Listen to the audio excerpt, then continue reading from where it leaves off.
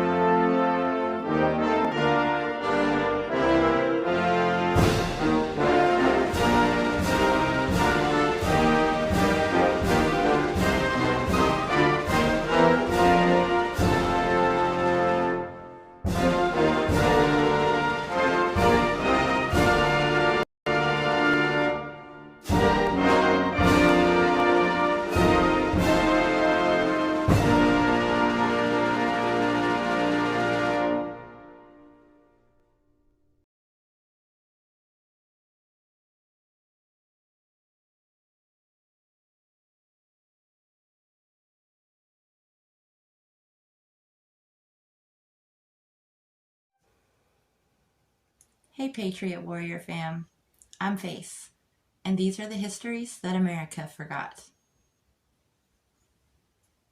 According to Wikipedia, quote, "The grass fight was a small battle during the Texas Revolution, fought between the Mexican Army and the Texian Army. The battle took place on November 26, 1835, just south of San Antonio de Bexar, in the Mexican region of Texas. The Texas Revolution had officially begun on October 2nd, and by the end of the month, the Texians had initiated a siege of Bexar, home of the largest Mexican garrison in the province. Bored with inactivity, many of the Texian soldiers returned home. A smaller number of adventurers from the United States arrived to replace them. After the Texian Army rejected Commander-in-Chief Stephen F. Austin's call to launch an assault on Bexar on November 22nd, Austin resigned from the Army. The men elected Edward Burleson their new commander-in-chief. On November 26, Texian scout Deaf Smith brought news of a Mexican pack train, accompanied by 50 to 100 soldiers, that was on the way to Bexar. The Texian camp was convinced that the pack train carried silver to pay the Mexican garrison and purchase supplies. Burleson ordered Colonel James Bowie to take 45 to 50 cavalry and intercept the train. An additional 100 infantry followed. On seeing the battle commence, Mexican General Martín Perfecto de Cos sent reinforcements from Bexar. The Texans repulsed several attacks by Mexican soldiers, who finally retreated to Bexar. When the Texians examined the abandoned pack train, they discovered that instead of silver, the mules carried freshly cut grass to feed the Mexican army horses. 4 Texians were injured, and historian Alwyn Barr states that 3 Mexican soldiers were killed, although Bowie and Burleson initially claimed the number was much higher. On October 2, 1835, Texas colonists attacked a Mexican force at the Battle of Gonzales, formally launching the Texas Revolution. After the battle ended, disgruntled colonists continued to assemble in Gonzales, eager to put a decisive end to Mexican control over the area. On October 11th, the disorganized volunteers elected Stephen F. Austin, who had settled the first English-speaking colonists in Texas, as their commander-in-chief. Several days later, Austin marched his newly created Texian army towards San Antonio de Bexar, where General Martín Perfecto de Cos, brother-in-law of Mexican President Antonio López de Santa Anna, oversaw the garrison at the Alamo. In late October, the Texians initiated a siege of Bexar. At 10 a.m. on November 26, Texian scout Erastus Deaf Smith rode into camp to report that a pack train of mules and horses and donkeys accompanied by 50 to 100 Mexican soldiers was within 5 miles of Bexar. For several days, the Texians had heard rumors that the Mexican army was expecting a shipment of silver and gold to pay the troops and purchase additional supplies. The Texians had begun fighting without pay, and most wanted to charge from camp and loot the expected riches. Burleson calmed the crowd and then ordered Colonel James Bowie to take 35 to 40 mounted men to investigate, but only attack if necessary. After Bowie recruited the Army's 12 best marksmen for the expedition, there was little doubt that he intended to find a reason to attack. Burleson managed to stop the entire army from following by sending Colonel William Jack with 100 infantry to support Bowie's men. About 1 mile from Bexar, Bowie and his men spotted the Mexican soldiers crossing a dry ravine. This was likely near the confluence of the Alazan, Apache, and San Pedro creeks. Bowie's men charged the Mexican party, scattering the mules. The mounted forces briefly exchanged fire, and then both sides dismounted and took cover in dry stream beds. The Mexican forces counterattacked but were repulsed. In Bexar, General Cos saw the battle begin and sent 50 infantry and 1 cannon to provide cover so the cavalry could retreat to town. The Texian infantry also heard the initial shots and rushed toward the battle, at one point wading through waist-deep water. They approached the battlefield during a lull. The lack of noise made it difficult for them to ascertain where the Mexican troops were, and the Texians were surprised to find themselves between the Mexican cavalry and infantry. As the Mexican troops began firing, the Texian infantry troops dropped to the ground. Colonel Thomas Rusk led a group of 15 in an attack on the nearest Mexican cavalry. As those cavalrymen fled, the Texian infantry was able to scramble to cover. The Texian cavalry joined their infantrymen. Burleson's father, James Burleson, led a cavalry advance on the Mexican position, yelling, quote, "Boys, we have but once to die. They are here in the ditch. Charge them." End quote. The Mexican artillery fired 3 times, driving the Texians back. 3 times the Mexican cavalry attempted to take a small rise to give the artillery better position. They were repulsed. The Mexican infantry then attacked.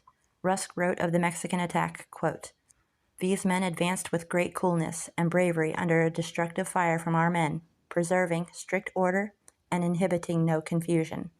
End quote. The infantry abandoned their charge when they realized that Texian James Swisher had led a band of cavalry to try to take the Mexican cannon. The Mexican forces then withdrew towards Bexar. 4 Texians were wounded in the fighting, and 1 soldier deserted during the battle. In his reports, Burleson claimed that 15 Mexican soldiers had been killed and 7 wounded, while Bowie claimed that 60 Mexican soldiers had been killed. In his book Texans in Revolt, The Battle for San Antonio, 1835, historian Alwyn Barr stated that only 3 Mexican soldiers had been killed and 14 wounded. Most of the casualties were from the cavalry companies. Burleson praised all of his officers for their conduct. Bowie received the most mention. The Texians captured 40 horses and mules. To their surprise, the saddlebags did not contain bullion. Instead, the mules had been carrying freshly cut grass to feed the Mexican horses trapped in Bexar. This prize gave the battle its name. Although the engagement, which historian J.R. Edmondson termed a, quote, ludicrous affair, end quote, did not yield valuable plunder, it did serve to unite the Texian army. Days before, the army had been bitterly divided and unwilling to risk a prolonged siege or assault. With their success in the grass fight, however, the Texian soldiers began to believe that, although outnumbered, they could prevail over the Bexar garrison. The Texians believed that Cos must have been desperate to send troops outside of the safety of Bexar. Several days later, on December 1st, a handful of Americans in Bexar convinced Cos to allow them free passage from the city. Although they had promised to leave the country, the men, including Samuel Maverick, instead joined the Texian army and provided information about the Mexican defenses and the low morale within the town. Buoyed by the grass fight victory, on December 5th, the Texians launched an attack on Bexar. Cos surrendered on December 9th. As a condition of their parole, the Mexican troops were forced to leave the province, leaving the Texas colonists in full control.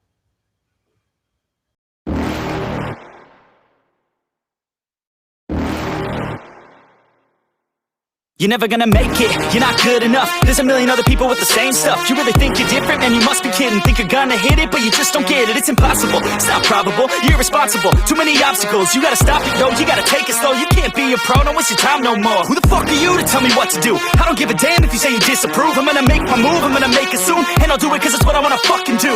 Cause all these opinions and all these positions, they come in millions, they blocking your vision. But no, you can't listen, that shit is all fiction. Cause you hold the power as long as you're driven. There's no way that you make it. And maybe you can fake it, but you're never gonna make it. Are you just gonna take that? Make them take it all back. Don't tell me you believe that. Are you just gonna take that? Or will you fucking fight back?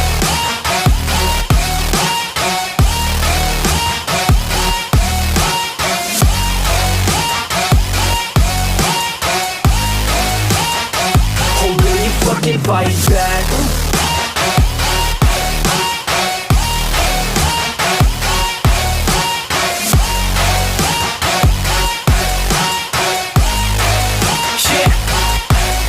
You ain't gonna make it, you ain't never ever gonna break it. You can never beat them and they're better than you face it. Thinking that they give a damn, you're not thinking straight, kid. No, they don't give a damn, you got what I'm saying? I'm not fucking playing, I'll give it to you straight, man. There's too many others and you're not that great, man. Stop what you're saying, stop what you're making. Everybody here knows that you just faking. Nah, I don't wanna hear it anymore, I don't wanna hear it anymore. All these fucking thoughts, they are not what I need anymore. I'm about to shut the motherfucking door on all you poor ass haters with your heads in the clouds, talking out loud so proud. You better shut your goddamn mouth before I do more speak out. It's about to head south. Never gonna make it.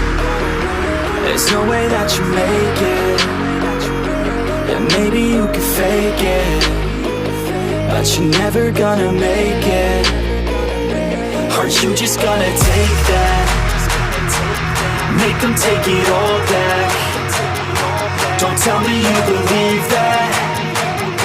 Are you just gonna take that? Or will you fucking fight back?